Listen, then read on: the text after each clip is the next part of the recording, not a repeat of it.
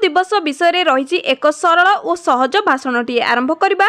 सम्माननीय सभापति महोदय, पूज्यास्पद प्रधानाचार्य तथा गुरुजी और गुरुमावृंद तथा मोर छोट बड़ भाई और भौणी माने, आपण माने समस्ते जानिछंती जे आज हेउछि सेप्टेम्बर मास 5 तारिख, जेउ दिनटी को समग्र देश रे शिक्षक शिक्षयित्री मानक सम्मानार्थे गुरु दिवस रूपे पालन करा जाए।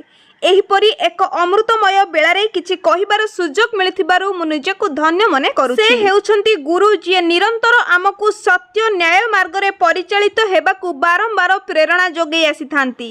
एही धरा बुकुरे जे आमको एक अनन्य परिचय सृष्टि करी राहा देखै थांती, से ही यथार्थरे आमरी गुरु। जणे साधारण मनीष रूपरे एक असाधारण देवता अति बड़ी जगन्नाथ दास श्रीमद् भागवतरे यथार्थरे लेखिचंती, गुरु को नमणिब नर गुरु ही साक्षात ईश्वर। प्रख्यात हिंदी कवि संत कवि दासंक मतरे गुरु गोविंद अर्थात ईश्वरंक ठारु भी ऊर्ध्वरे।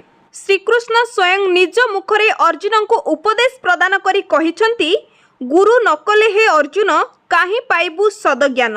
एथिरु स्पष्ट अनुमय जे गुरु बिना सदज्ञान प्राप्ति असंभव अटे। गुरु ब्रह्मा गुरु विष्णु गुरुदेव महेश्वर गुरु साक्षात परम ब्रह्म तस्मै श्री गुरुवे नमः।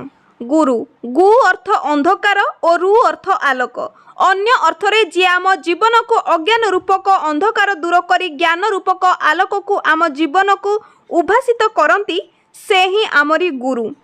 परिशेष मु एतिकी कहिबाकु चाहूची जे प्रत्येक छात्र गुरु को यथाचित सम्मान देवा सह गुरुंक प्रति हृदय रे स्वच्छ और अनाबिल भक्तिधारा बहन करबा उचित। ए देशर अनेक शिक्षक और शिक्षयित्री मानको मो हृदय प्रणाम जणाई मोर वक्तव्य शेष करुछि। जय हिंद, जय भारत।